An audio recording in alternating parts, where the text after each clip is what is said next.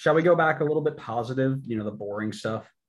Yeah, I mean, that was a great transition to positive. We had the same final flop of the week. Yeah, so we got Talk to about transition positive. it now. We both agree on player of the week too, I'm sure.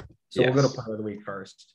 Kasper Shabilko with the brace against a very, very good Sporting Kansas City team, because I know people didn't actually listen to the part that I just talked about. That's a weird way to say Brad Guzan is player of the week.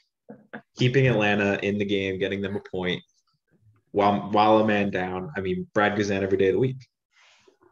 Jesus Ferreira with a hat trick against a very good Portland side within the first 30 minutes of the game. Oh, and he also had an assist too on the last goal. I mean, it's obvious, but on a more serious note, this is an absolutely great time for this man to start putting the ball in the back of the net right before the biggest 3 games in men's national team the last 8 years. Yep. It was an amazing performance for him that is really going to help him have hold some weight in terms of the striker conversation for these upcoming 3 games, just like you mentioned. Ready? Yeah. Here's the question. Yeah. Do you start him next game? Do you start him against Mexico? Something tells me he's still number 2 behind Pepe, but if Greg were to rotate, I think Greg plays Ferreira over PFOC. Which I think is awful because PFOC is absolutely on fire. Yeah, I would personally go PFOC. As harsh as it is, I'd probably go Ferreira. Well, you know what? I don't even know if Pepe really deserves to be number 1 right now because he hasn't been doing anything for club.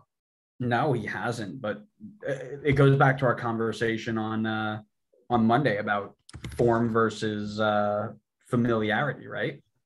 Yeah. So, do we need a John Brooks right now, or do we need somebody who knows the game or knows the system?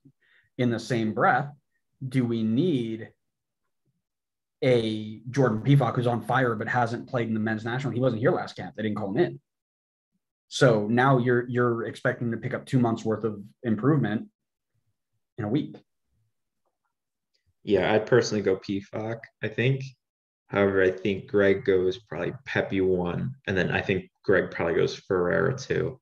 So he just doesn't seem to rate PFOC for some reason. Yeah. Pepe's only got 6 appearances for Augsburg so far. He didn't play at all in the 3-2 loss against Stuttgart, but he did make the bench. So he's been relegated down a little bit. But he'll get it together eventually. Yeah, so it's really I wouldn't be shocked to see Jesus Ferreira starting for our national team against Mexico. Wouldn't be shocked. We shall see.